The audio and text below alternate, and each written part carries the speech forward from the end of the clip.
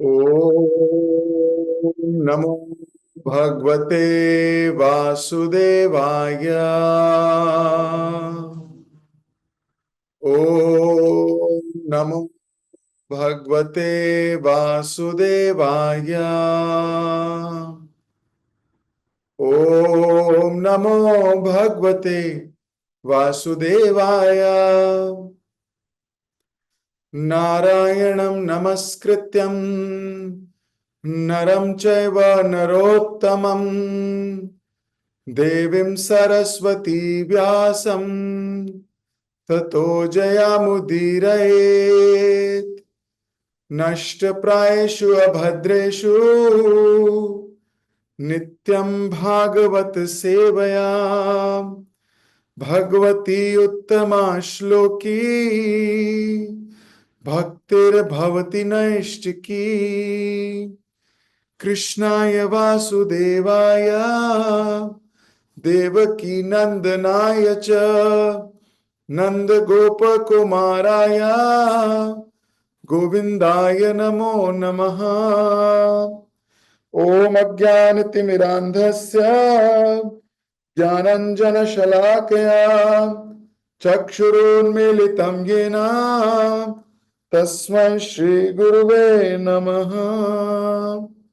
नमः ओम विष्णुपादाय कृष्णपृष्ठाय भूतले श्रीमते भक्ति वेदांत स्वामिन्निति नामिने। नमस्ते सरस्वते देवे गौरवाणी प्रचारिणे निर्विशेष शून्यवादी पाश्चात्य देश तारिणे। वाञ्छाकल्पतरुभ्यश्च कृपा सिन्धुभ्य एव च पतितानां पावनेभ्यो वैष्णवेभ्यो नमो नमः। नमो महावदन्याय कृष्ण प्रेम प्रदायते कृष्णाय कृष्ण चैतन्य नामिने गौरत्विषे नमः। पंचतत्वात्मकं कृष्ण भक्त रूप स्वरूपकं भक्तावतारं भक्ताख्यं नमामि भक्त शक्तिकं। हे कृष्ण करुणा सिंधु दीनबंधु जगतपते गोपेश गोपिका कांता राधा कांता नमोस्तुते। तप्त कांचन गौरांगी राधे वृंदावनेश्वरी वृषभानुसुते देवी प्रणमामि हरि प्रिये। जय श्री कृष्ण चैतन्य प्रभु नित्यानंद श्री अद्वैत गदाधर शिवासादि गौर भक्त वृंद। हरे कृष्णा कृष्ण कृष्ण हरे हरे हरे राम राम राम हरे हरे। हरे कृष्ण। तो एक बार फिर आप सभी भक्तों का बहुत बहुत हार्दिक स्वागत। श्रीमद् भागवतम चौथा स्कंद 29th चैप्टर और हम पढ़ रहे हैं श्लोक संख्या 41 आज पढ़ेंगे। पिछली क्लास में हमने पढ़ा कि भगवान बता रहे थे कि अगर कोई शुद्ध भक्ति के विधि विधानों का पालन करता है और जहां भागवतम कही जाती है शुद्ध भक्तों द्वारा वहां बैठकर भागवतम श्रवण करता है, उसके बाद कीर्तन भी करता है, ऐसा अगर अवसर किसी को प्राप्त हो जाए तो वह भूल जाएगा कि भूख क्या होती है, प्यास क्या होती है, भय क्या होता है, शोक क्या होता है, मोह क्या होता है। ये सारी चीजें उसकी समाप्त हो जाएंगी। पिछली क्लास को हमने इसमें बहुत डिटेल में किया था, आज हम दोहराएंगे नहीं। आज हम इससे अगला श्लोक पढ़ेंगे।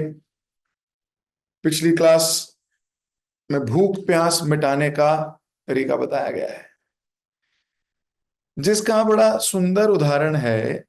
अगर विचार करें तो स्वयं परीक्षित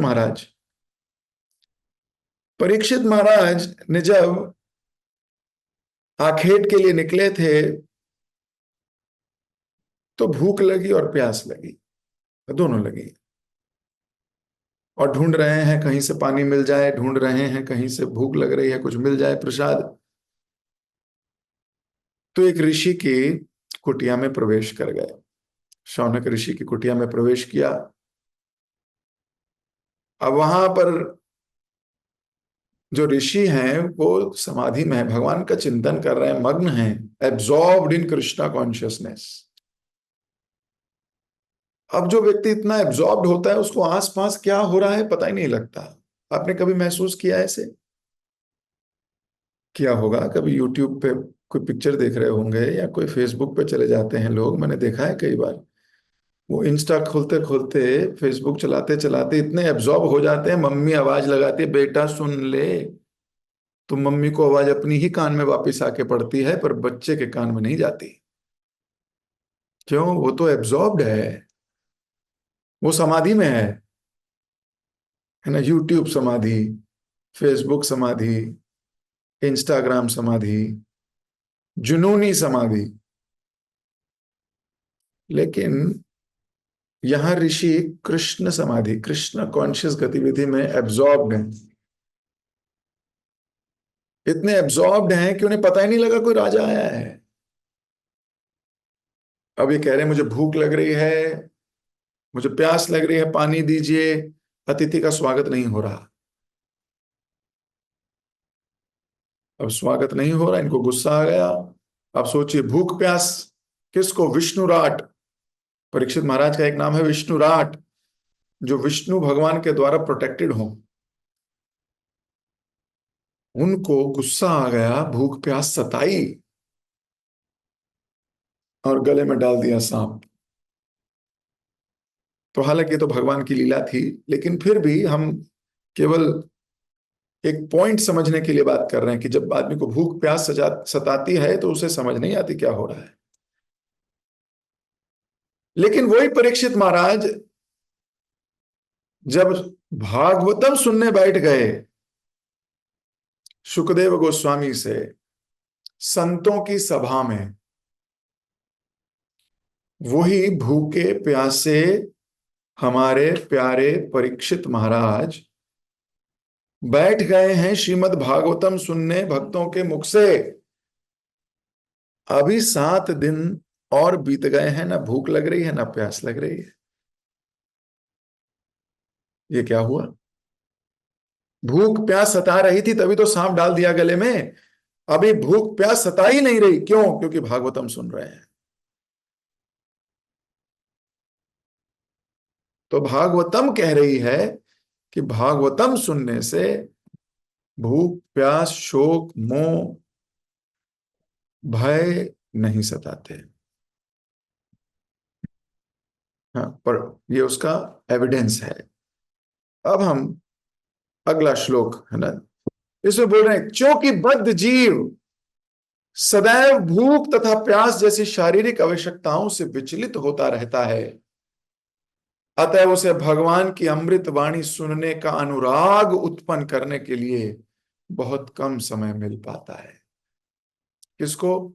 बद्ध जीव को। क्योंकि बद्ध जीव भूख प्यास जैसी शारीरिक आवश्यकताओं से विचलित होता है। विचलित समझते हो ना? परेशान है, विचलित है। भूख लग रही है, प्यास लग रही है, जाएगा नौकरी करने, जाएगा मेहनत करने, तो क्या होता है? उसे अमृत वाणी सुनने का अनुराग, अनुराग मतलब प्यार, सुनने के प्रति लगाव, आसक्ति उसको पैदा नहीं होती। क्यों? क्योंकि उसके पास समय बहुत कम है, बहुत कम समय मिल पाता है, ऐसा भागवतम कह रही है, नारद जी कह रहे हैं। तात्पर्य में श्रील प्रभुपाद जी लिख रहे हैं, जगत गुरु श्रील प्रभुपाद की जय। पहली लाइन पढ़िए, भक्तों की संगति के बिना कृष्ण चेतना का अनुशीलन संभव नहीं है। भक्तों की संगति के बिना कृष्ण चेतना का अनुशीलन संभव नहीं है। नव दीक्षित के लिए एकांत स्थान में कृष्ण चेतना का अनुशीलन, निर्जन भजन संभव नहीं है, क्योंकि उसे शारीरिक आवश्यकताएं, भोजन, नींद, मैथुन, सुरक्षा सताती रहेगी। इस प्रकार से विचलित रहने से कृष्ण चेतना का अनुशीलन संभव नहीं। अतः हम देखते हैं कि सहजिया भक्त जो प्रत्येक वस्तु को सहज मानते हैं, वे सिद्ध भक्तों की संगति नहीं करते। ऐसे व्यक्ति भक्ति के नाम पे नाना प्रकार के पाप कर्म करते हैं। अवैध स्त्री प्रसंग, मद्यपान, द्रूत क्रीड़ा, मांसाहार करते हैं। ऐसे अनेक तथा कथित भक्त हैं जो इस प्रकार के पाप कर्मों में लगे रहकर अपने को भक्त कहते हैं।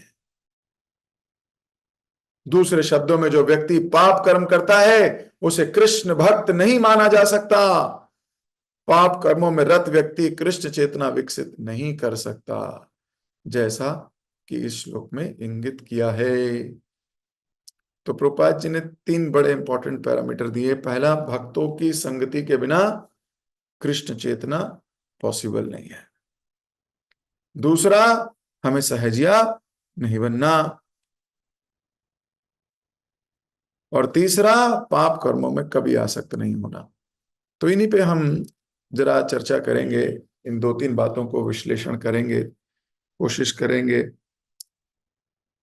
इसको, और प्रभुपाद जी ने जो कहा है उसको अच्छे से स्मरण करने की। तो बिना भक्तों की संगति के भक्ति नहीं हो सकती, हो ही नहीं सकती, ये कोई ऑप्शन नहीं है। भागवतम कह रही है हो ही नहीं सकती। मतलब ऐसा नहीं है कि तेरी हो जाएगी मेरी नहीं हो सकती, या मेरी हो जाएगी तुम्हारी नहीं होगी, आपकी हो जाएगी, किसी की भी नहीं हो सकती। संगत के बिना भक्ति नहीं हो सकती। अभी हम संगति में हैं, भले वर्चुअल संगति है, लेकिन संगति में रहकर भागवतम पढ़ रहे हैं। एनालाइज करेंगे, डिस्कस करेंगे, कितना इंपॉर्टेंट पॉइंट है। तो बिना भक्तों के संगति नहीं हो सकती। अच्छा, अगर नहीं होंगे भक्त तो क्या होगा? तो दूसरा है, सहजिया हो जाओगे। सहजिया का क्या अर्थ है यहाँ? सहजिया के कई कॉन्टेक्चुअल अर्थ हैं। इस कॉन्टेक्स्ट में सहजिया का अर्थ है जिसको सब कुछ सहज लगता है। उसे लगता है इतना आसान तो है, इसमें क्यों नहीं होगी, ये तो बहुत आसान काम है, इसमें करना ही क्या है ज्यादा। उसको हर कार्य सहज लगेगा। आप उसको गंभीर नहीं देखोगे, वो गंभीर ही नहीं होगा, वो सहज, वो कह रहा है चल रही है, बहुत मजे में है, बहुत अच्छा चल रहा है। उसको स्ट्रगल नहीं महसूस हो रही। क्यों? क्योंकि वो भक्ति कर ही नहीं रहा। करेगा तो स्ट्रगल होगी ना। वो स्ट्रगल कर ही नहीं रहा, क्योंकि भक्ति कर ही नहीं रहा। वो तो भक्ति का दिखावा कर रहा है। प्रभुपाद जी ने क्या कहा, ऐसे कई तथाकथित भक्त हैं जो अपने को भक्त तो कहते हैं, मैं भक्त हूं, लेकिन उनके लिए भक्ति बड़ी सहज है। वो सब कुछ करते हैं। यहाँ प्रभुपाद जी लिख रहे हैं, वो सारी गंदी आदतें करेंगे, गंदी चीजें करेंगे, पर अपने को कहेंगे मैं तो भक्त हूं।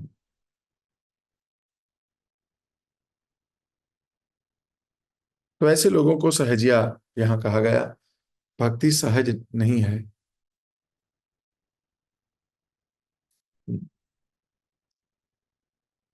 इसमें बड़ी गंभीरता की आवश्यकता है। सरल है पर इजी नहीं है। Krishna consciousness is simple but not easy. Simple है, इजी नहीं है। लेकिन ऐसे कई तथाकथित लोग हैं जो सोचते हैं कि हम बिना किसी के भक्ति कर लेंगे। तो मैं आपको मैंने एक वो बनाया है, एल्गोरिथम्स टाइप है ना, जरा मैं आपको दिखा रहा हूं स्क्रीन पे। इससे आपको एकदम क्लैरिटी मिल जाएगी क्या कहना चाह रहे हैं।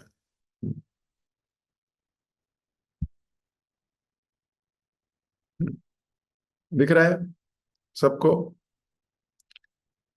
पहला, नीड फॉर एसोसिएशन। पहले नीड होती है कि नहीं, मेरे को जरूरत है भक्तों की। पहले ये भाव आएगा, मुझे भक्तों की आवश्यकता है। फिर क्या होगा? फिर आप एसोसिएट करोगे। Associate with advance devotee, yes या नो? अगर आपने एडवांस डिवोटीज के साथ एसोसिएशन नहीं की, जवाब आया नो, तो आगे क्या आएगा? Cannot cultivate Krishna consciousness. हो ही नहीं सकती। आप स्क्रीनशॉट ले लीजिए इस स्लाइड का, इस पीडीएफ का, आपके बहुत हेल्प आएगी, बहुत हेल्प करेगा ये लाइफ में। नीड फॉर एसोसिएशन, फिर एसोसिएट करोगे डिवोटीज से, यस या नो? नो तो कैनॉट कल्टीवेट, और आंसर आया यस। तो जैसे ही आप एडवांस डिवोटी से एसोसिएट करोगे, उसके बाद आपको सिंफुल एक्टिविटीज बंद करनी होंगी। अगर जवाब आया नो, सिंफुल एक्टिविटीज मैं बंद नहीं कर सकता, फिर आएगा कैनॉट कल्टीवेट कृष्णा कॉन्शियसनेस। और जवाब आया यस, मैं एसोसिएट करूंगा एडवांस डिवोटी से, मैं अवॉइड करूंगा पाप कर्मों को, गलत कामों को मैं अवॉइड करूंगा, जान लगा दूंगा कि मेरे से गलत काम ना हो। तो जवाब क्या आएगा? Cultivate Krishna consciousness. अगर एक भी जगह नो आया तो कैनॉट कल्टीवेट कृष्णा कॉन्शियसनेस। समझ में आ गया सबको? बिल्कुल सिंपल सरल तरीके से आप इस फ्लो चार्ट से देख सकते हो। तो पहले नीड आएगी। नीड मतलब पहले जरूरत महसूस होगी आपको।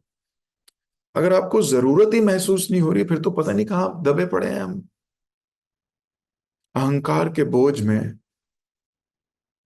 गुरु महाराज कहते थे, शरीर का वेट है 100 किलो और ईगो का वेट है 500 किलो।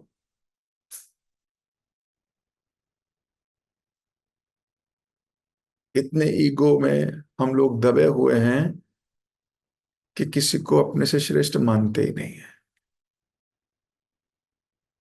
जरूरत ही नहीं है एडवांस डिवोटीज की।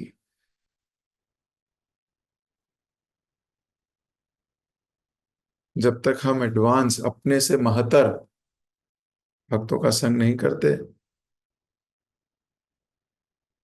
तब तक कैसे कल्टीवेट करेंगे कृष्ण कॉन्शियसनेस? भागवतम हमें राय देती है कि हमारा 50% समय इक्वल्स के साथ, 25% समय जूनियर्स के साथ, 25% समय सीनियर्स के साथ बीतना चाहिए।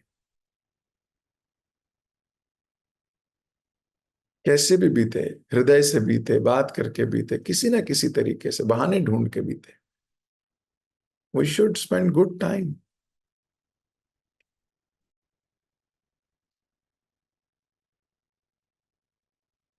तो जब हम एडवांस डिवोटीज के साथ संपर्क में रहते हैं, कनेक्टेड रहते हैं, स्ट्रांगली कनेक्टेड, पहले नीड आएगी, फिर कनेक्ट हो जाओगे। जब कनेक्ट हो जाओगे तो सिंफुल एक्टिविटीज कम हो जाएंगी, पाप कर्म कम हो जाएंगे, वो करने ही नहीं देंगे आपको, और ना ही आपके करने का इच्छा होगी। लेकिन हम अकेले रहते हैं जब, तो सारे दुर्विचार, सारे बुरे कर्म, सिंफुल एक्टिविटीज हमें घेर लेती हैं। खाली दिमाग शैतान का घर, ऐसे बोलते हैं ना, an empty mind is a devil's workshop, because you have nothing to do. फिर क्या होगा? नेगेटिविटी झेल जाएगी, नेगेटिविटी आ जाएगी, फिर ईर्ष्या आपको पकड़ लेगी। आप देखोगे, अरे उसके साथ ज्यादा समय बिता रहे हैं, मेरे साथ नहीं, उसके साथ ऐसा हो रहा है, मेरे साथ नहीं, उसको 2 गुलाब जामुन मिले, मुझे एक। फिर क्या होगा? आप फंस जाओगे एनवियसनेस में, ईर्ष्या आ जाएगी। और जब हम संग करते हैं भक्तों को, बोलेंगे ओ नो नो नो माता जी, डोंट थिंक लाइक दैट, प्रभु जी, नो नो नो, गलत डायरेक्शन में जा रहे हो, वापस आओ वापस आओ वापस आओ। वो कहते हैं ओ यस, बैक गियर लगाता हूँ। थैंक यू, आपने मुझे सही मार्ग दिखा दिया। सो बिना महतर भक्तों के, बिना एसोसिएशन भक्तों के, यहां प्रभुपाद जी कह रहे हैं it is not possible, Krishna चेतना का अनुशीलन संभव नहीं है, निर्जन भजन नहीं हो सकता, पॉसिबल ही नहीं है। दूसरी बात पे बल दिया गया कि सहजिया नहीं बनना है। सहजिया का मतलब है गंभीरता से लेना है भक्ति को, ऐसा नहीं लेना हो जाएगी, ये भी, ये तो हो ही जाएगी। और भक्ति के नाम पर कई पाप कर रहे हैं, भक्ति के नाम पर। अब भक्तों का संग तो कर रहे हैं, लेकिन भक्तों से आज्ञा नहीं ले रहे हैं, बस भक्तों के संग में है, उनकी बात नहीं मान रहे हैं। जब भक्तों की बात नहीं मानते तो सहजिया हो जाते हैं, और फिर क्या करते हैं, पाप कर्म करते हैं। तो प्रभुपाद जी लिख रहे हैं जो व्यक्ति पाप कर्म करता है उसे कृष्ण भक्त नहीं माना जाता। इसलिए हमें इससे बचना चाहिए। वी शुड बी स्केर्ड, डर लगना चाहिए कि कहीं हमसे अपराध ना हो जाए, ये गलत ना हो जाए हमसे। ठीक है, यहां तक समझ में आ गया, श्लोक क्लियर हुआ। सहजिया और दूसरा बिना एसोसिएशन के भक्ति नहीं हो सकती। अब अगला श्लोक भी पढ़ रहे हैं। समस्त प्रजापतियों के पिता परम शक्तिशाली ब्रह्मा जी, शिव, मनु, दक्ष तथा मानव जाति के अन्य शासक, प्रथम कोटि के ब्रह्मचारी सनक, सनातन इत्यादि चारों परम साधु, मरीचि, अत्रि, अंगीरा, पुलस्त्य, पुलह, क्रतु, भृगु तथा विशिष्ट जैसे महर्षि तथा स्वयं मैं नारद, ये सभी महान ब्राह्मण हैं जो वैदिक साहित्य पर अधिकार पूर्वक बोल सकते हैं। हम सब तप, ध्यान, ज्ञान के कारण अत्यंत शक्तिशाली हैं, तो भी भगवान को साक्षात देखते हुए भी, अन्वेषण करने पर भी हम उनके विषय में पूर्णता नहीं जानते। सोचिए। और हम सहेजिया होके बोल देते हमें तो पता है क्या करना है। नारद जी कह रहे हैं मुझे तो नहीं पता। और केवल मुझे नहीं, नारद जी ने तो सबको बोल दिया, ब्रह्मा जी, शिव जी, शिव जी को भी नहीं पता, ब्रह्मा जी भी नहीं पूरी तरह जानते, दक्ष भी नहीं जानते, मनु भी नहीं जानते, सनक, सनातन चारों वो भी नहीं जानते, मारीच, अत्रि, अंगीरा, पुलत्स्य, पुलह, क्रतु, भृगु, विशिष्ट, ऐसे। और ये कह रहे हैं यहां तक मैं भी। हम भगवान को अन्वेषण, अन्वेषण समझते हो, साइंटिफिकली स्टडी करना, रिसर्च करके हम नहीं जान सकते। प्रभुपाद जी इसके परपट में लिख रहे हैं, जगत गुरु शिल प्रभुपाद की जय। नृत्य वृत्त शास्त्रियों के फूहड़ डार्विन सिद्धांत के अनुसार बुद्धिमान प्राणी 40,000 वर्ष पूर्व इस लोक में प्रकट नहीं हुए थे, क्योंकि उस काल तक विकास की क्रिया वहां तक पहुंची नहीं थी। परंतु पुराण तथा महाभारत जैसे वैदिक इतिहास ग्रंथ बताते हैं कि लाखों वर्ष पूर्व से मानव इतिहास प्रारंभ होता है। सृष्टि के प्रारंभ में ब्रह्मा नामक अत्यंत बुद्धिमान व्यक्ति थे, जिससे समस्त मनु, सनक, सनातन जैसे ब्रह्मचारी, शिव, नारद आदि ऋषि उत्पन्न हुए। इन सभी महापुरुषों ने महान तपस्याएं की और वे वैदिक साहित्य के अधिकारी बने। वेदों में मनुष्य तथा समस्त जीवों का पूर्ण ज्ञान निहित है। उपयुक्त सारे महापुरुष न केवल शक्तिमान हैं, भूत भविष्य वर्तमान के दृष्टा हैं, वरन उसी के साथ वे भक्त भी हैं, ज्ञानी हैं लेकिन भक्त भी हैं। इतना ज्ञानी होने और भगवान विष्णु का साक्षात्कार करने पर भी वे भगवान विष्णु एवं जीव के पारस्परिक संपर्क को पूर्ण रूप से नहीं समझ पाते। इसका अभिप्राय यह है कि इन महापुरुषों का भी अनंत विषय ज्ञान अत्यंत सीमित है। इससे यह निष्कर्ष निकलता है कि केवल ज्ञान में आगे बढ़ जाने से किसी को भगवान के विषय में ज्ञान की दक्ष नहीं माना जा सकता। केवल ज्ञान होने से नहीं होगा, भगवान को उच्च ज्ञान से नहीं, अपितु शुद्ध भक्ति से समझा जा सकता है, जिसकी पुष्टि भगवत गीता में हुई है। भक्त्याम अभिजानाति यावानश्यस्मि तत्वतः। जब तक मनुष्य शुद्ध दिव्य भक्ति नहीं करता, तब तक वास्तविक रूप में भगवान को नहीं समझ सकता। हर व्यक्ति को भगवान के विषय में कुछ ना कुछ ज्ञान होता है, तथा तक कथित वैज्ञानिक तथा चिंतक अपने ज्ञान पे बल पर परमेश्वर को समझने में असमर्थ है। जब तक मनुष्य भक्ति के स्तर तक नहीं उतरता, तब तक ज्ञान पूर्ण नहीं होता। तो ये समझने का विचार है कि भगवान को केवल ज्ञान से नहीं समझा जा सकता। आप सोचें कि आप फिलोसॉफिकली स्टडी कर लोगे और आप भगवान को स्वीकार कर लोगे, प्राप्त कर लोगे, सारी चीजें पता लग जाएंगी, पॉसिबल ही नहीं है। कौन कह रहा है? शास्त्र कह रहा है। शास्त्र कह रहे हैं कि शास्त्र पढ़ के भी भगवान को नहीं समझ पाओगे।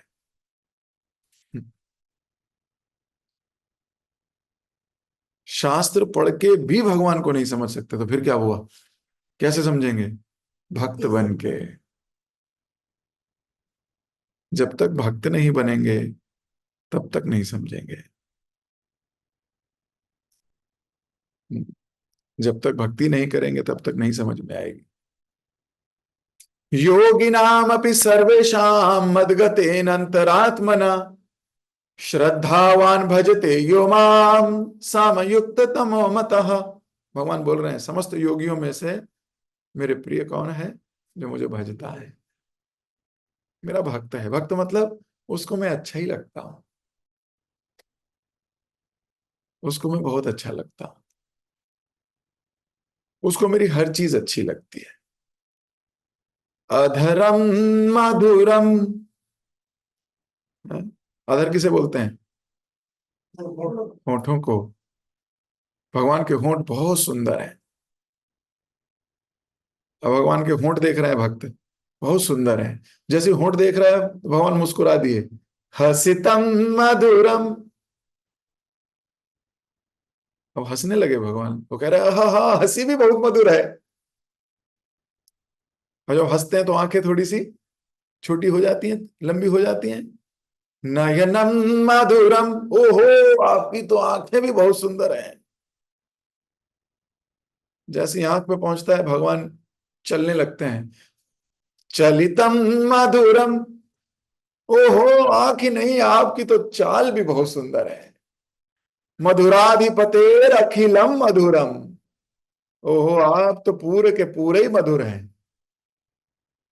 सोचिए, भक्त कहाँ, उनको भगवान की हर चीज मधुर लगती है। ये है भक्ति। सब कुछ सुंदर है, हृदय सुंदर है, चाल सुंदर है, बात सुंदर है,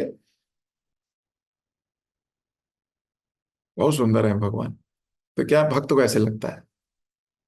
ज्ञानी को कैसा लगता है? ज्ञानी को ऐसा नहीं लगता है। ज्ञानी यहां तक पहुंचता ही नहीं। वो तो पहले ही विश्लेषण करने लगेगा। आंख 45 डिग्री पे आईब्रो है, सोच रहे हैं कुछ, भ्रिकुटी चढ़ी हुई है। हम्म, ज्ञानी कहीं और ही निकल जाता है, भक्त पा लेता है। ज्ञान ना भी हो, ज्ञान ना भी हो, भक्त पा लेता है। इसलिए ज्ञानी नहीं, भक्त बनना है। जब चैतन्य महाप्रभु साउथ इंडिया के टूर पे थे, मुझे अक्सर ये कथा याद आती है, बहुत सुंदर। तो एक भक्त उल्टी गीता पकड़ गए, जिसे पढ़ना भी नहीं आता, अनपढ़, वो गीता पढ़ रहा होता है मंदिर में बैठ के। वो गीता पढ़ रहा है और लोग मजाक उड़ा रहे हैं सारे, कि हमें क्या आदमी, पढ़ना तो आता नहीं है, किताब लेके बैठ जाता है रोज। तो भगवान पूछ लेते हैं उससे कि आप क्या कर रहे हो? सारे लोग मजाक उड़ा रहे हैं, भगवान को पसंद नहीं कोई भक्त का मजाक उड़ाए। तो भगवान खुद ही जाके पूछते हैं, क्या हुआ, क्यों पढ़ रहे हो? विप्र कहे मूर्ख आमी शब्दार्थ न जानी शुद्ध अशुद्ध गीता पढ़ी, गुरु आज्ञा मानी। बोले मुझे क्या पता, मैं तो मूर्ख हूं। शुद्ध अशुद्ध जैसी भी पढ़ रहा हूं, बोलना तो आता नहीं, पढ़ना तो आता नहीं, अशुद्ध पढ़ रहा हूं। गुरु आज्ञा मानी, गुरु की आज्ञा है, मान रहा हूं, इसलिए पढ़ रहा हूं। तो भगवान बोलते फिर रो क्यों रहे हो, समझ तो आ नहीं रही। अशुद्ध गीता पढ़ के कोई कोई नो रोएगा क्या। तो बोलते हैं अर्जुनेरा रथ कृष्ण हो ये रज्जु धारा, वासी आछे हाथतोत्र श्यामला सुंदर।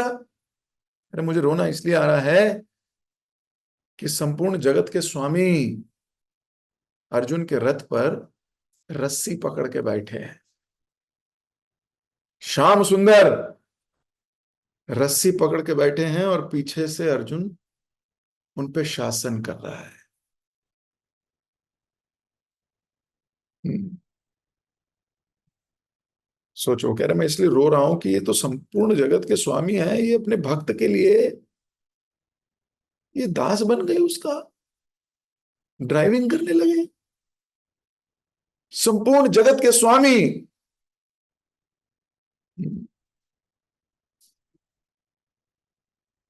अर्जुन खतीचे हिता उपदेश, तानरे देखा होए मोरा आनंद आवेश। बोले मेरे को आनंद, आनंद से रोना आ रहा है, आवेश में आ गया हूं मैं। ये देख नहीं पा रहा हूं, मेरी आंख देख रही है कि भगवान त्रिलोक स्वामी, जगन्नाथ, जगत बंधु, परम पिता परमेश्वर नौकर बन के रस्सी खींच रहे हैं।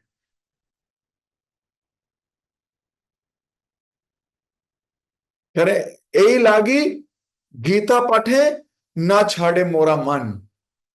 कह रहे बस ये सोच सोच के मेरे को गीता छोड़ने का मन ही नहीं करता। मैं तो कृष्ण से इतना प्रेम हो गया है मुझे यही बात सोचकर कि वो कैसे भक्त वत्सल भगवान है, अपने भक्त के लिए नौकर बनने को तैयार है। इसलिए गीता मेरे हाथ से छूटती नहीं है, हमारे हाथ में आती नहीं है, उसके हाथ से छूटती नहीं है। प्रभु कहे गीता पढ़े तुम्हार अधिकार, बोल रहे तुम्हारा अधिकार है, तुम से जाना हो है गीतार अर्थ सारा। तुमसे ही मैं जान गया गीता का अर्थ क्या है। तुम भले ही नहीं पढ़ते गीता, लेकिन तुम्हें तय जाना हो है गीतार अर्थ सार। पूरा सार बता दिया आपने मुझे गीता का, खत्म। और केवल तुम्हारा अधिकार है गीता पढ़ने का। भगवान क्या बोल रहे हैं, प्रभु कहे गीता पढ़े तोमार यही अधिकारा, केवल तुम्हारा ही अधिकार है गीता पढ़ने का, बाकी ज्ञानियों का अधिकार ही नहीं है गीता पढ़ने का। क्यों, तुम्हें प्यार है भगवान से, तुम्हें प्यार है अपने गुरु की आज्ञा से, तुम्हें कृष्ण से बहुत प्यार है। तो जब तक हमें प्रेम नहीं होगा, भक्त नहीं बनेंगे हम, हमें कुछ समझ नहीं आने वाला। हम जान ही नहीं पाएंगे, जान ही नहीं पाएंगे भगवान को। हम ज्ञानी हो जाएंगे लेकिन प्यार ही नहीं है।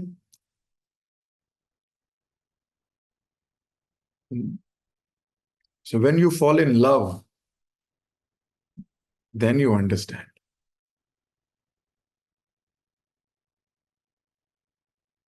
तभी समझ में आती है जब भगवान से इतना प्रेम हो जाए। तो बिना भक्ति के नहीं जान सकते। अवजानंती मामूढ़ा मानुषी तनुमाश्रिता। नहीं तो लोग भगवान को क्या समझते हैं, नॉर्मल व्यक्ति। भगवान बोल रहे हैं कोई जान ही नहीं पाएगा मेरे को। अवजानंती मां मूढ़ा, मूढ़ा मतलब मूर्ख।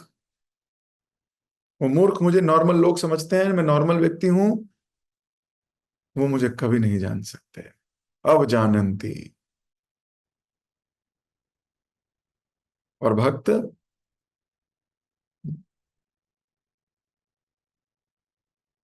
भक्त तुरंत जान लेते हैं,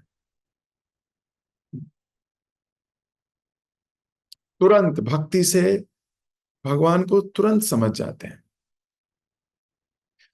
वेदेषु दुर्लभ अदुर्लभ आत्मभक्तो, शास्त्रों में दुर्लभ हैं भगवान, नहीं समझ में आएंगे।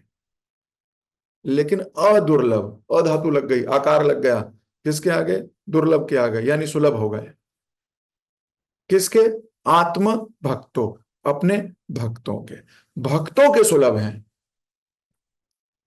और अभक्तों के लिए वेदेशु दुर्लभ, वेदों में भी दुर्लभ हैं, ढूंढते रहो। श्रद्धा ही नहीं है, प्रेम नहीं है, भक्त नहीं है, तो जब तक हमें ऐसा अनकंडीशनल लव नहीं होगा ना, समझ नहीं पाएंगे, समझ ही नहीं सकते। तर्क वितर्क हो सकते हैं, डाउट्स, जिज्ञासाएं, बहुत चैलेंजेस हैं भक्ति के पाथ में। अहंकार, प्राइड, हीरो बनने की इच्छा, कंट्रोलर बनने की इच्छा, कंट्रोल करने की भावना, जब ये सब छूटेगा नहीं, सहजता से कैसे स्वीकार करें हम? तो when you fall in love with Krishna, then you understand अदुर्लभ आत्म भक्तो। तो भक्ति से जाना जाता है। महाप्रभु बोल रहे हैं, हे ब्राह्मण, तुम ही श्रेष्ठ, तुम ही से जानो, तुम मेरे गुरु हो गए, समझ लो। तुम्ही से गीता का सार समझ में आया मेरे को। Very nice, thank you. और गले लगाया महाप्रभु ने उस ब्राह्मण को, विप्र को आशीर्वाद दिया उसको। तो बहुत बड़ी बात है, महाप्रभु आके साउथ इंडिया टूर में जाके सीधा इस ब्राह्मण से बात कर रहे हैं। कितना सौभाग्यशाली जीव है। और ये सो कॉल्ड वैज्ञानिक लोग वो बोलते हैं ऐसा होता ही नहीं। कितने लोग खुद भी मूर्ख बनते हैं, दूसरों को भी मूर्ख बनाते हैं। पॉसिबल नहीं है, वो कहते हैं पॉसिबल नहीं है, ऐसा कैसे हो सकता है? क्यों? क्योंकि भक्ति नहीं है, क्योंकि भक्ति भाव नहीं है।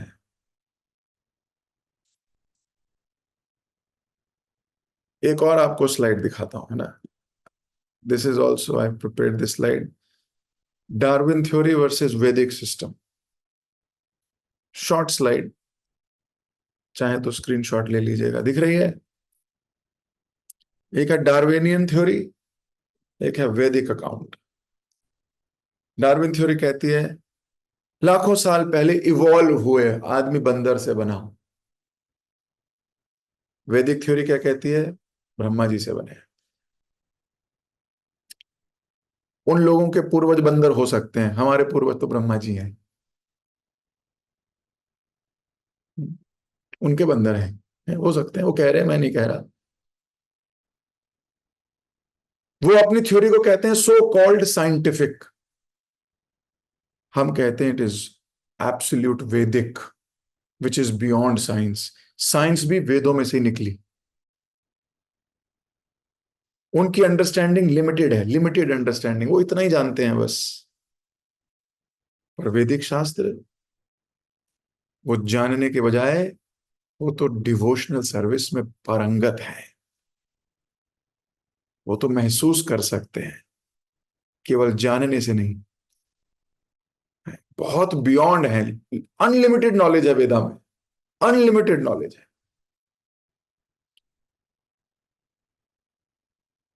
पर इस लोग क्या करते हैं, नो नो नो, इतने से। प्रभुपाद जी स्टोरी सुनाते थे, फ्रॉग इन द वेल। वो सो कॉल्ड तथाकथित वैज्ञानिक क्या करते हैं, वो इतनी सी नॉलेज और उसमें पूरी नॉलेज लेने की कोशिश करते हैं। एक मेंढक था, कुएं में रहता था। अब कुएं में रहता था, कुएं का सारा पता था। ये वाली ईंट यहाँ लगी है, ये वाली ईंट यहाँ लगी है, ये वाली ईंट यहाँ लगी है, इसका जीपीएस कोऑर्डिनेट ये है, इसका जीपीएस कोऑर्डिनेट ये है। आंख बंद करके कहीं भी निकल जाता था, पहुंच जाता था। कुआं है भाई, जिंदगी कुएं में बिताई है, तो कुएं में तो पीएचडी होगी। फिर एक दिन समुद्र का मेंढक इस कुएं में गिर जाता है किसी तरीके से। समुद्र का मेंढक बोलता है, अरे क्या छोटी सी जगह है। वो बोलता है, यही जिंदगी है, छोटी जगह बोलता है, क्या जबरदस्त मजा है, मैं सब जानता हूं यहां। वो बोलता है, तू बस इतना ही जानता है, मैं समुद्र से आया हूं, बोलता समुद्र, वो क्या होता है? बोला बहुत बड़ा होता है। बोला कितना बड़ा होता है? वो अपना पेट फुलाता है। बोला इतना बड़ा? कहता नहीं नहीं, इससे भी बड़ा। वो मेंढक और पेट फुलाता है, इतना बड़ा? बोला नहीं नहीं, इससे भी बड़ा। इतना बड़ा? इतना बड़ा? भड़ाम फट जाता है। बस फिर फोटो लगती है उसकी, उस कुएं में। हाँ, स्वर्गीय मेंढक लाल कुएं में शहीद हुए। नॉलेज ही लिमिटेड है उसकी, बेचारे की क्या ही करे वो। भगवान को जानना आसान नहीं है। केवल भक्त ही भगवान को जान सकते हैं। केवल भक्ति से भगवान को जाना जा सकता है, केवल प्रेम से जाना जा सकता है, केवल स्वीकार करके जाना जा सकता है, उनके भक्त बन के जाना जा सकता है।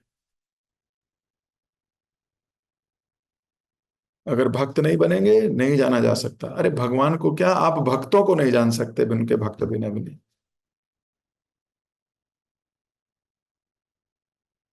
जान ही नहीं पाओगे।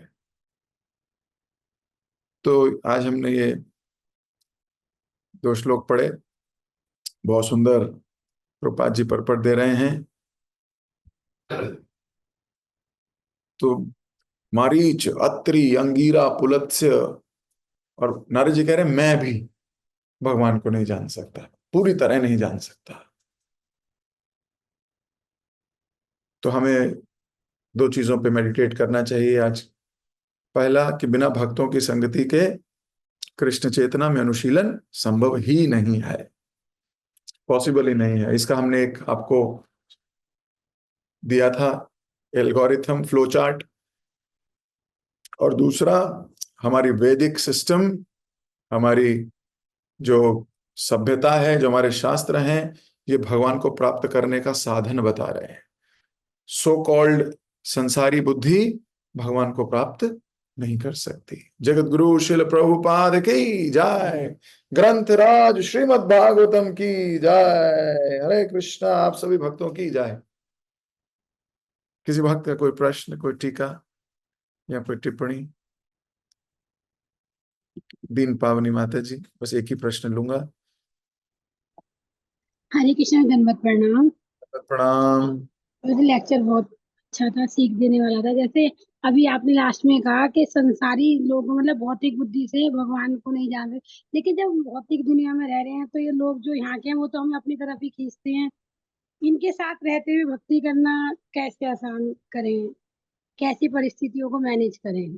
देखो, आपका जिससे ज्यादा संबंध है वही रस आपको आएगा।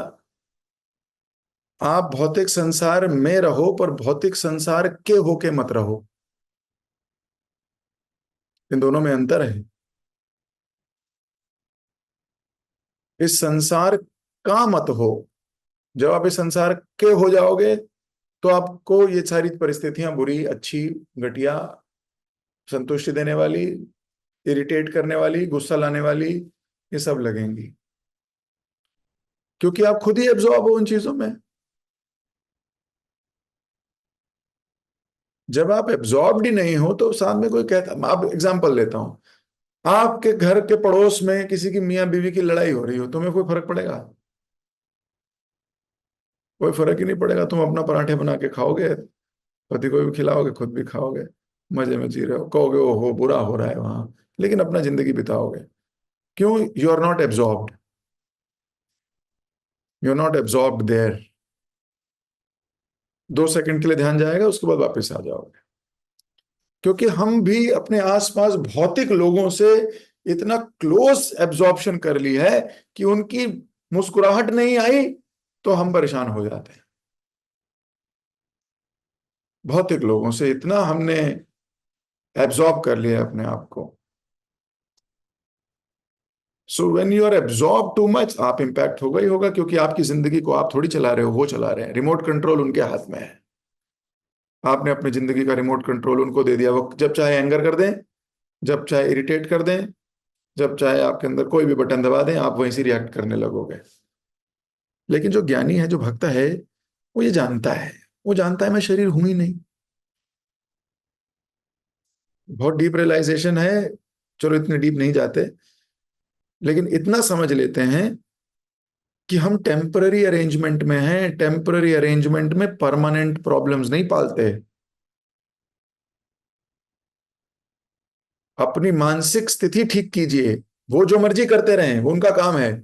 हम परेशान हो रहे हैं, इसका मतलब हमारी भी मानसिक स्थिति ठीक नहीं है, हम भी भक्त नहीं है। तो जैसे ही हम अपने को संभालने लगेंगे, दुनिया अपने आप संभल जाएगी। Unless and until you sort your inner world, you will never be able to sort the outside world. Inner world में हलचल मची हुई है तो बाहर हलचलें ही दिखेंगी। अगर अंदर आपके शांति, संतुष्टि, प्रेम, अहिंसा, हाँ, भगवान 13वें अध्याय में बताते हैं, फिर 16वें अध्याय में फिर बताते हैं देवी गुण। अगर ये वाली चीजें कल्टीवेट हम कर पाए, मैं कह रहा हूं मुझे भी कल्टीवेशन की आवश्यकता है। अगर हम कर पाए, भगवान की कही हुई बात को अमल कर पाए, तो माता जी फिर कोई चिंता की बात नहीं है।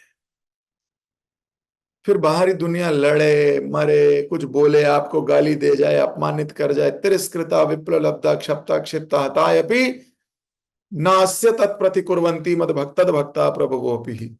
भागवतम कहती है फिर कुछ करोगे ही नहीं आप। क्यों? क्योंकि आपका इनर वर्ल्ड सॉर्टेड है, अंदर से आप सॉर्टेड हो। प्रॉब्लम है हम अंदर से डबल है, अनसॉर्टेड है। तो बाहरी संसार में हल्का सा भी होता है तो हमारे हृदय में डबल होता है। हमें अपने पे काम करने की आवश्यकता है। सुबह में मैंने कहा था, फिर बोल रहा हूं, ना समझ था, दुनिया बदलने चला था, अब समझ आ गई है, खुद को बदल रहा हूं। इस बात को गांठ बांध लीजिए। जब तक संसार को बदलते रहोगे, सबसे ज्यादा आप ही रहोगे। हमारे एक सीनियर थे, वो बोलते थे, there is no sure short formula of success, but there is one sure short formula of failure. There is no sure short formula for success, but there is one sure short formula of failure, that is when you try to please everybody. सबको खुश करने की कोशिश करोगे, सबसे ज्यादा दुखी रहोगे। उसको समझाने की कोशिश करोगे, उसको मनाने की कोशिश करोगे, उसको बात करने की कोशिश करोगे, सबसे ज्यादा दुखी रहोगे। सो माता जी अपने आसपास बांध लगाइए, अपने आप को सुधारिए पहले, अपने आप को सुधारिए, दुनिया अपने आप सुधर जाएगी। ये संसार रिफ्लेक्शन है हमारी गंदगी का। सिंपल है ये, ठीक है। जगत गुरु शिल प्रभुपाद की जाए। अभी मैं और प्रश्न नहीं ले पाऊंगा, मुझे अभी कहीं निकलना है। हरे कृष्ण। हरे कृष्ण प्रभु जी, दंडवत प्रणाम। थैंक यू सो मच आज की क्लास के लिए। एंड आज के दो बहुत इंपॉर्टेंट टॉपिक्स जो हमने श्रीमद् भागवतम के श्लोक से पढ़े। सबसे पहले तो कि भक्तों की संगति के बिना कृष्ण चेतना का अनुशीलन, उसको फॉलो कर पाना संभव नहीं है। हम सोच सकते हैं कि हम खुद से ज्ञान ले लें, खुद से भक्ति के बारे में जान लें, शास्त्र पढ़ लें, खुद से जप कर लेंगे, बट उसको फॉलो कर पाना is not a very easy task, और भक्तों के बिना तो वो हो ही नहीं पाएगा। एंड सेकंड, इसी श्लोक में आपने बताया कि जो सहज भाव में यदि हम रहेंगे, हर चीज को बहुत सहजता से एक्सेप्ट करेंगे कि इजिली मिल गई, इजिली मिल गई, तो फिर हम चीजों को फॉर ग्रांटेड लेंगे और पाप कृत्य में करेंगे, और उससे भक्ति हमारी च्युत हो जाएगी, हम नीचे गिर जाएंगे भक्ति में। तो बहुत इंपॉर्टेंट है इसलिए कि मेहतर भक्तों का, जो हमसे एडवांस्ड हैं, उनका संग करें, वरना हम आगे नहीं बढ़ पाएंगे। और आपने बहुत सुंदर वो टेबुलर फॉर्म में भी दिखाया फ्लो चार्ट में कि कैसे हम इस श्लोक को समझ सकते हैं। एंड प्रभु जी, जो अभी इसके बाद के श्लोक पढ़ा के इतने बड़े बड़े ज्ञानी हैं, अत्रि हैं, ब्रह्मा जी हैं, शिव हैं, नारद हैं, ये सब बहुत ज्ञान रखते हैं, वैदिक इंजंक्शंस का भी सब कुछ पता है, बट फिर भी कृष्ण को पूर्ण रूप में नहीं समझ सकते। क्योंकि और इसी रूप से हम भक्ति को भी इतनी इजीली समझ नहीं सकते, क्योंकि जो भक्ति है भगवान की स्वरूप शक्ति है, और कुछ गिने चुने लोगों को बहुत कृपा से मिलती है। जब कृपा होती है तभी भक्ति मिलती है। तो यदि हम सोचे कि हमने सब जान लिया, हमने शास्त्र पढ़कर डाल दिए सारे, ये भी जान लिया, वो भी जान लिया, सब जगह भी घूम ली हमने, और हमने सुना भी बहुत है अपने बड़े बूढ़ों से और इत्यादि, तो फिर भी हमने कुछ नहीं जाना अब तक। क्यों? क्योंकि किसी भक्त की शरण में नहीं गए। क्योंकि जिन कृष्ण ने पूरे अखिल अनंत ब्रह्मांड रचे हैं, सुमेरु मंदार पर्वत हैं इतने बड़े बड़े, 7 सागर रचे हैं अलग अलग पदार्थों के, 7 आइलैंड्स रचे हुए हैं, कॉन्सेंट्रिक आइलैंड्स, 14 भुवन रचे हुए हैं एक एक ब्रह्मांड में, और विभिन्न नरक हैं, अन्य अन्य लोक हैं, विरजा नदी है, ऊपर के कैलाश लोक, वैकुंठ लोक, कृष्ण लोक, इतने सारे लोक रचे हुए हैं। तो उनको जानने का बल हम अपने अहंकार से, अपने बल पे तो हम जान ही नहीं सकते। तो उसका भी एक बहुत इजी सॉल्यूशन बताया। एंड जो व्यक्ति ये सोचता है कि उन्होंने कृष्ण को जान लिया है सब कुछ पढ़ के, जान के, सुन के, तो कृष्ण उसके लिए भगवत गीता में बोलते हैं कि अवजानंती मां मूढ़ा, कि मूर्ख व्यक्ति है जो ये सोचते हैं कि मुझे उन्होंने जान लिया। क्योंकि अभी तो व्यक्ति काम, क्रोध, लोभ, मोह, मद्य मत्सर्य में लिप्त रहते हैं, तो अहंकार आता है, तो अहंकार से कृष्ण को नहीं जान सकते।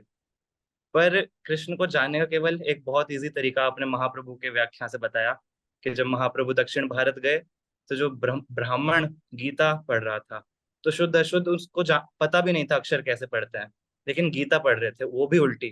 तो महाप्रभु ने जब उनके पास गए, उनसे प्रसन्न हुआ, उनसे बातचीत हुई, तो महाप्रभु बोलते हैं कि प्रभु कहे गीता पाठे तुम्हारा अधिकार, तुम ही से जाना है यही गीता अर्थसार। कि उस ब्राह्मण से महाप्रभु ने गीता का अर्थ जाना। क्यों? क्योंकि वो गीता के भाव को जान गया था। अहंकार नहीं था, बल्कि ह्यूमिलिटी थी, शरणागति थी अपने गुरु के प्रति। इसलिए महाप्रभु बोल रहे हैं कि उस ब्राह्मण से महाप्रभु ने गीता का अर्थ जाना है। तो महानता वही है कि जब हम कृष्ण के भाव को समझें, उनकी महानता, उनके भक्त वात्सल्य, उनकी करुणा को समझें, गुरु के शरणागत होकर। एंड जो आपने प्रेम का एग्जाम्पल दिया कि प्रेम से समझ सकते हैं, तो जहां प्रेम होगा वहां पे शरणागति आएगी ही आएगी। और शरणागति आएगी तो फिर विनम्रता, दैन्य, आत्मनिवेदन, गोपतृत्व, वरण, ये 6 गुण आएंगे। तो जो 6 गुण अहंकारी व्यक्ति जिनके द्वारा वो समझ नहीं सकता, काम, क्रोध, लोभ, मोह, मद मत्सर्य, वहीं पे भक्ति में उल्टा हो जाता है। शरणागति में दैन्य, आत्मनिवेदन, गोपतृत्व, वर्ण आ जाते हैं, तो तब कृष्ण को हम समझ सकते हैं। तो असली ज्ञान यही है कि अहंकार को शून्य करके गुरु की शरणागति, महतर भक्तों की शरणागति, उनका संग करें, और उनसे जब हम ज्ञान लेंगे तब हम कृष्ण को समझ पाएंगे। So it was a wonderful class, समझने के लिए और ये अंडरस्टैंड करने के लिए कि हम कृष्ण को कैसे समझ सकते हैं, अहंकार को त्याग के और विनम्रता को अपना के। थैंक यू सो मच प्रभु जी, और आप सभी भक्तों को बहुत बहुत धन्यवाद इतने प्रेम से श्रवण करने के लिए। तो हम सब प्रभु जी एक बार धन्यवाद करेंगे हरे कृष्ण महामंत्र बोल के। Hare Krishna Krishna Krishna Hare Hare, Hare Ram Ram Ram Hare. Thank you so much प्रभु जी। हरे कृष्ण।